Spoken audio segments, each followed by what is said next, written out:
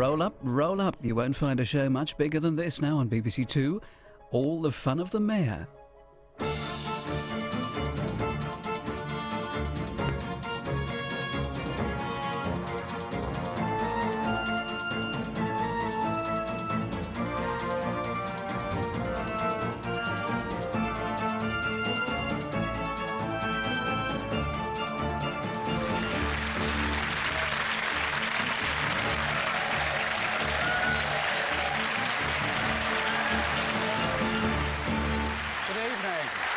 I'm Jeremy Hardy. And I'm Linda Smith. The counting of votes has begun. That's Frank's. Of course, it's not only the London Mayor who's being elected tonight. It's important to remember the fact that all over Britain, people are making important decisions about local government. Right, so we've addressed that. Now, Linda. Thank you, Jeremy. Tonight we've got a studio with these pictures to help us find out what the flipping Henry has been going on in the race for London Mayor. It seems likely that in a few hours' time, foggy old London town will have a shiny new mayor, and his name will probably be Kenneth Robert Livingston. What a terrible humiliation for Tony Blair. Or is it? Are we really to believe that our brilliant and virile Prime Minister, who can still make babies even though he's really old, could be responsible for this shambles? Could anyone be so vain, shallow, stupid and demented as to contrive such a spectacular own goal without being in the grip of a Far Eastern betting syndicate? To nobble the selection of the Labour favourite, forcing him to run as an outsider, and instead field the broken-down old nag Dobbo, who could only win if there were snipers on grassy knolls picking off the competition. Could the spin doctors really be so inept? That would suggest that Labour only won a huge majority at the general election because a load of people voted for them to get rid of the Tories. It's just not possible. In this programme, we look at a few alternative explanations. Our findings suggest almost strongly that far from being a disaster for Blair, this election is all going according to plan. Yes, the theory of complete mess is a bit too tidy. The truth's a bit more uncomfortable. People might think that just because Peter Mandelson has made himself hated, borrowed huge amounts of money from a millionaire colleague, forgot to mention it, then was forced to resign, then came back to destroy the future of Northern Ireland, whilst all the time thinking his private life was a secret because of the media blackout he's blatantly orchestrated, when everyone knows anyway that he's not quite the master of strategy he thinks he is. But the most obvious answer is sometimes wrong. True genius is so simple it often looks really stupid. We've discovered that Peter Mandelson has been grooming Livingston for the then undreamt-of post of Mayor of London since the 1970s. He's been Colonel Tom Parker to Livingston's Elvis, manufacturing his whole career and persona. Under Mandy's tutelage, a simple South London boy turned into a Cockney wild man with a taste for snooker and exotic pets. It was Mandy who came up with the whole newt gimmick. In reality, Livingston fears newts, is highly allergic to them and is baffled by their genitalia. Female. Wrong again, Ken. That one was a buck. It was Mandelson who installed Ken at the JLC in 1981. He fixed it for Ken to assume leadership of the Labour group. Livingston got the most votes, which under an antiquated old Labour system meant he won. Ken enjoyed his time at County Hall, but Mandy had other plans. And that's where this woman comes into the story. Yes, both Thatcher and Livingston are cogs in the Mandelson machine. The plan nearly foundered on the rocks of Thatcher's unpopularity. She was headed for electoral defeat in '83, but Mandelson came to the rescue, sending in maverick SAS Supremo, Colonel Gentleman Jim Davidson. Davidson's mission was to foment war. War anywhere, with anyone Britain could beat. At war, obviously, not at sport. Argentina's wretched conscript army and dodgy French missiles were easily overwhelmed by Davidson's crack troops. So Britain was lumbered with an expensive and pointless rock off the coast of Argentina. But the real prize was the wave of crazy xenophobia that brought Thatcher safely through the election. Good to see those tanks again. Although no documentary evidence can be found of the link between Mandelson and Davidson, these connections revealed on Newsnight are pretty compelling. Peter Mandelson certainly has a taste for friendship with the stars. A chum of Camilla Parker Bowles, he was the only politician invited to Prince Charles's 50th birthday bash. He's a friend of James Palumbo, who owns the Ministry... This man, John Burt, is known to have diverted millions of pounds of public money into Davidson's private bank account. Liz Murdoch, daughter of this man who owns this paper, which is the only organ ever to have said anything nice about Davidson. The Ministry of Sound, a government intelligence department so secret its owner doesn't even have a face. And Camilla Parker Bowles, who is rumoured to be an associate of this man, who is in turn strongly suspected to be the nephew of this woman, seen here congratulating Davidson for leading a team of undercover celebrities to victory at the Theatre Royal, Drury Lane. Davidson having secured Thatcher's re-election, she is able to set about the overthrow of the GLC. At the time, Livingston gave every appearance of being part of a spirited campaign to save the regime. But we've uncovered film of a so-called Save the GLC event in which one of the participants is this woman, a top Scouse lawyer not known for her left-wing connections, Cherie Booth, who appears later in our story. And suddenly Livingston is gone. It's as if he never existed, gone to ground. There is no definite footage of Livingston at this time, but a number of unconfirmed sightings. Why? As you see, what appear to be a succession of make-weight panel show guests and cheesemongers all bear a passing resemblance to our man. The years quickly pass at our age, and before you know it, it's May 1997. Labour are back in power. Margaret Thatcher is posing as a shambling old drunk. And this man, an old associate of Livingston, effortlessly loses the election for the Tories. And suddenly, a completely unknown man is Prime Minister.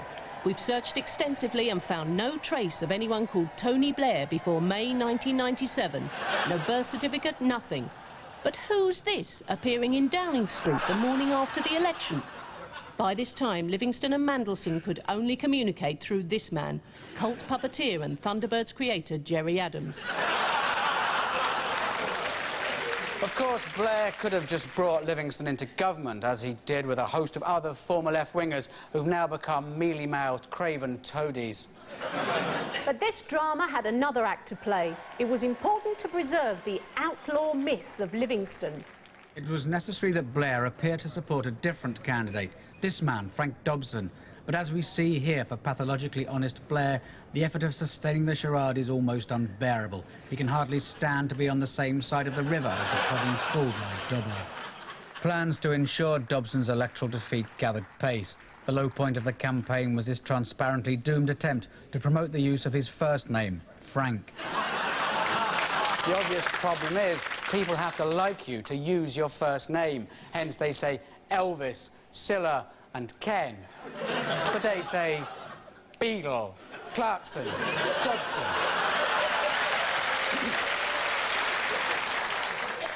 And what kind of possessed him to say this? You can run, but you can't hide your... A fair enough thing to say if you're this man. You can run, but you can't hide.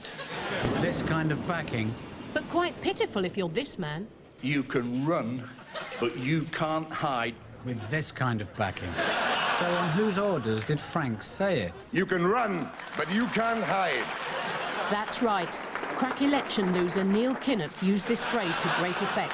Under Mandelson's tutelage, Kinnock handed the Tories 2 election victories on a plate, after which he was spirited away to a Brussels safe house, safe from the murderous rage of the British people. After several years of laying low, posing as a commercially minded man running a large expense account, Mandy's top agent Kinnock is smuggled back into Britain to guarantee Dobson's failure, and then take him back with him to Belgium on the next Eurostar.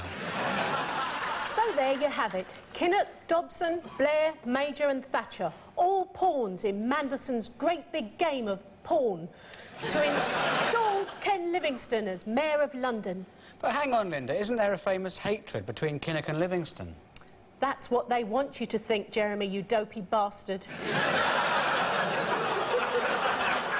All well and good, you might say, but we haven't begun to prove a word of what we've said.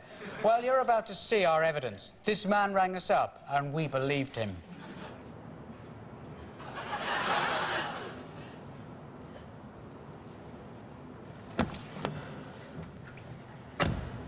You've put yourself at great personal risk.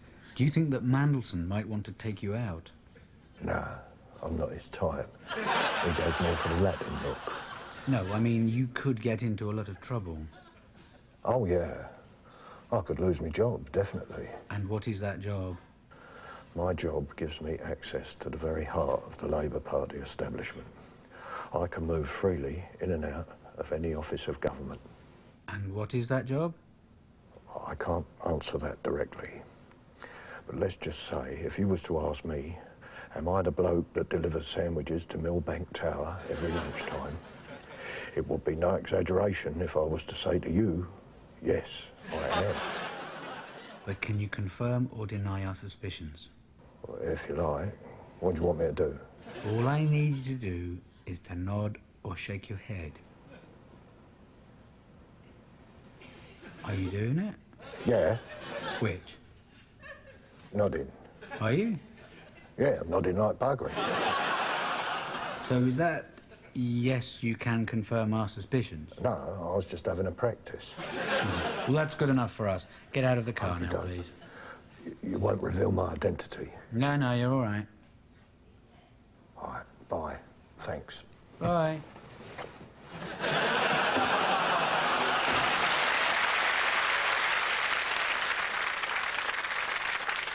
So the whole thing's just a setup and Frank's the patsy. Poor old Dobbo. No, Jeremy, you say poor old Dobbo, and so do millions. But not everyone agrees. Some see Dobbo in a different light. Yes, it's easy to see Dobson as the victim in all this, seemingly scorned and spurned in his own time.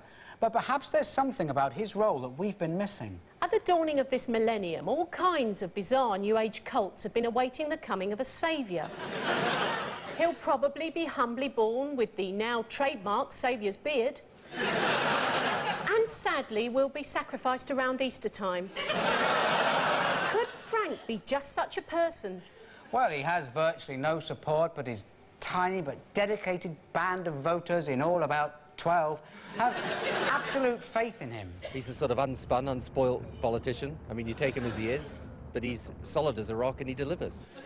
Everyone accepts the tube can't make a profit, but perhaps a profit can make the tube.